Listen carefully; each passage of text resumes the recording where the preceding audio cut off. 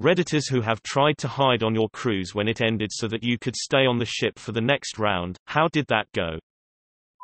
There was an episode of This American Life I think where a woman did this. But back in the day, like the 60s or early 70s, there were seating charts or something in the dining room so she couldn't sneak in to eat, and things that she assumed would be open most of night, like bars, weren't. She lived on a lot of bar garnishes and had to pretend she was drunk who kept passing out in the lounge. It was a lot less fun than she thought it would be, with very little sleep and cleaning herself up in public bathrooms while worrying she would be caught doing so at any time. She had to sneak back into her own country because she hadn't brought a passport. I worked for Carnival. We will find you. We know you're in the ship, and we all want you to get off so I can take a short nap before I have to do it all over again in a few hours. I know you're planning something op. I can neither confirm nor deny these allegations. I don't know if this counts, but on the last night of a cruise my friends and I got really drunk. Well, I don't know how the hell, but I ended up somewhere passengers shouldn't be, in a goddamn supply closet I believe. The ship had docked and there was a 2-hour search for me. Still drunk, I couldn't find a way to get out of the room where the supply closet was, but the door was locked. The crew thought I was trying to sneak another ride, but after reviewing the cameras they clearly could tell I was nowhere near sober, so they let me go on my way with a good laugh. To this day I still don't remember making my way down there. Not me, but a couple decided to hide to try get another week out of their holiday. This was while we were halfway through our holiday, so we heard it all. Dozens of announcements calling for them or anyone who's seen them were made throughout the day. Their rooms were searched and everything they owned in that room was seized apparently. The ship left port late by about 90 minutes. But they were eventually found and escorted off the ship when the crew decided to check the identity of every passenger on board. Wow, I can actually kinda answer that. Okay, so it was not a cruise but a ferry. Also, we didn't hide on purpose. It was the ferry from Souris, Prince Edouard Island to the Isles de la Madeleine, Quebec, Canada, a 12 hours ride. We embarked at 2 a.m. and found a very quiet spot to sleep. We slept through the landing and no one woke us up because no one actually saw us. When we woke up we saw the islands going away from us. Result: we spent 36 hours on that boat. Sorry for my bad English. You may enjoy a listen to the stowaway episode of the podcast Criminal. It's not someone who just didn't leave, but someone who plotted to go on a cruise without paying. It's a good listen. It is all electronic card swipe now, everyone monitored all the time. All of the japes and scrapes of being a stowaway. One step ahead of the steward is in the past now. Used to be in the USCG. We had this happen a few times in Miami. They were all escorted off the ship. Typically the police handle the situation, but if a stowaway was discovered while still in the 3 to 12 mile range, we would render assistance once they were apprehended by the onboard law enforcement. I don't know if this counts, but my dad got locked in a toilet cubicle on a ferry to France and it took several people to find him. The toilet was right out of the way and you couldn't hear him yelling even right outside in the corridor because the doors were so massive. I guess he could have gone immediately back to England, could have become a ship toilet hermit. As someone about to embark on a cruise, this thread could hold vital information. Late to the party, but I can chime in and further add proof if needed. I worked for Carnival for 5 years, specifically in debarkation. Additionally, I worked for Disney Cruise Line and Princess Cruise Line. Here's what happens. We give you a card upon check-in and that card is scanned the minute you step on board. Additionally, it is scanned when you leave the ship for either complete debarkation or excursions. At the end of your cruise, debarkation starts around 7 a.m. Come 10 a.m. we receive a list of people who have not yet had their card scanned. It's impossible to get off the boat without getting your card scanned, unless you jump into the water. Then a manhunt begins to get you guys off the ship so we can put a new 2200-2600 people on it. We do not start boarding new passengers until every card from the previous voyage has been scanned. In my experience, nobody ever waits and tries to hide. If you do take a cruise, Book a flight that's a little bit later in the morning and go with the latest checkout time you can. So many people aim for debarking around 7 o'clock to 9 a.m. Literally over 1,700 people will be waiting in lines that'll take well over an hour to get out of. Instead of waiting in line for the hour, stay on board and eat some breakfast. Take some last-minute photos, and then when your time comes just leave. Go through customs, and be on your merry way. I'm the one-stop Redditor for all cruising tips. Been doing this for a couple of years now. They slapped a name tag on me and now I work here. I think they might catch you when they do the lifeboat drill at the beginning.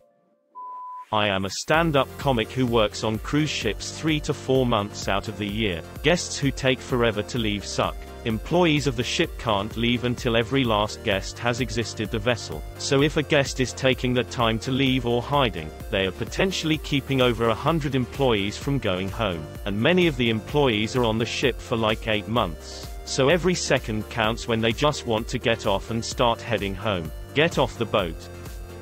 In 1991 I took a ferry from Brindisi, Italy to Corfu, Greece. A guy the first met in line assumed I didn't speak English, and he was telling his friend that they needed to smoke all of their weed because they heard that the border agents in Greece were strict. We became fast friends. I had booze too. I was going to sleep in the open air on the deck, but a French-Canadian girl with a moustache kept trying to crawl into my sleeping bag with me and do the nasty "I'm a guy by the way." It finally came to a point where I knew my only chance to get some sleep and get away was to rent a room. So I went and paid the extra money for a room to Corfu. They were going to wake me up when we reached port. I wake up and the pursers are knocking on my door. So I let them in and say Corfu. No, they say. I was a bit annoyed. Why the f are you waking me up if we're not at my port?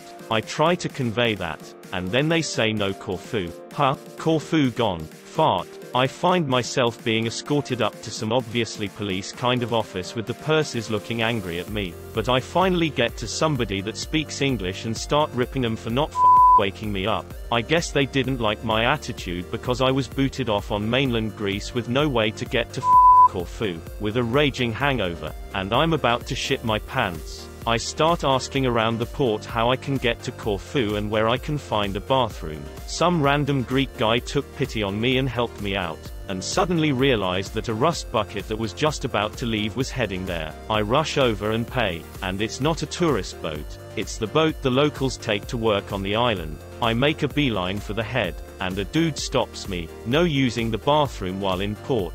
I have to wait until they get past the breakwall. At this point my clinch muscles have been getting a good hour or so workout. I'm sweating profusely, and the hangover is really kicking into high gear. I curl up in the fetal position next to the big cowl vent until we're nearing the breakwall and I head towards the head. We finally pass, and the dude opens the door. You know that sense of relief you get when you're finally at a bathroom after more than an hour of clenching? It was palpable. I get into the bathroom and I'm hit with a wall of hot stench. No worries. I can do the old curl the upper lip trick to close my nostrils. I'm on a mission. I open the stall door and no toilet. This is Greece. It's a hole in the shit-covered floor with 2 spots for your feet. Now at this point, something in the back of my brain is wondering why there is shit all over the floor. But too many other things were going on in my brain at the time that I simply chalked it up to the Greeks having prehensile anuses. And that's when the waves hit. My pants are down. I'm bending down to do the squat. And I hear it. Glurg glurg glurg. Now since I had just begun the squat my eyes happened to be perfectly aligned with the hole, and there I see a black liquid mass working its way up from the deep like an angry creature from the Earth's core. Those thoughts from the back of my brain come rushing forward into the spotlight. Now I'm strongly suspecting that the Greeks, well at least most of them, don't have prehensile anuses. There is a perfectly valid reason that there is shit all over the floor and I was witnessing it. I pulled my pants up and burst out the stall just as the morass arose from every stall, nipping at my heels as I skipped over the bulkhead and out the door. I returned to my fetal position on the bow, clenching and shivering for the 3-hour trip to Corfu.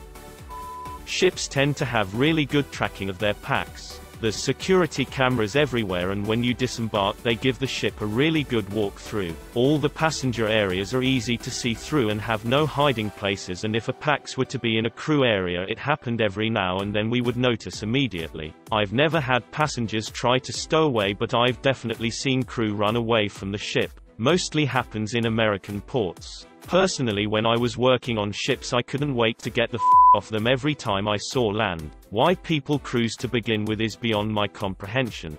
It's a change of pace vacation. Typically cruises are very low stress. Just fly, drive to the port, embark, and everything else is taken care for you. Unlimited food, access to resort-level amenities, a preset itinerary, and life at sea, which is totally refreshing for us land dwellers.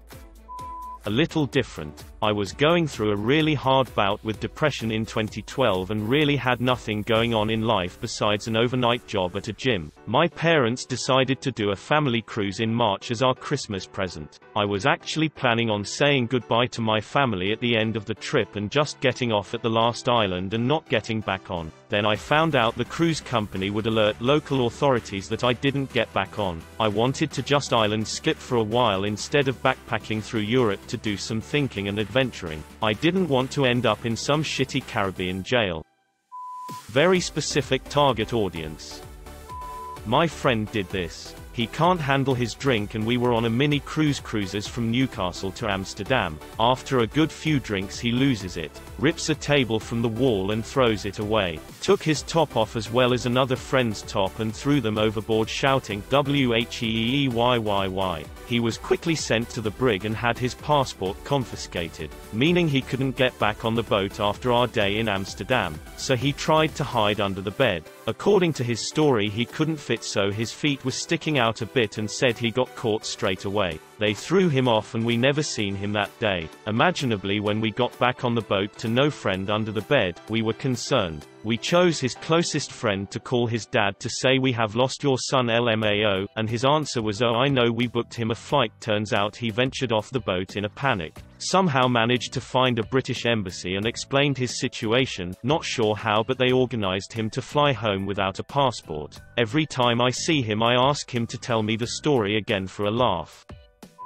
An ex-GF of mine was a on-board cruise photographer. I remember asking her something similar before, and she told me they swipe on and swipe off everyone, on every stop, at every time. She did say that she'd known people to try and stow away, but basically it turns into a massive Easter egg hunt to find the person. The liner she was on always awarded the staff member that found the person with some sort of bonus, but she never told me what it was. I remember her saying that someone caused a ship to be something like 6 hours late to leave because they'd done such a good job at hiding. Eventually they were found or gave themselves up and were arrested by port authorities.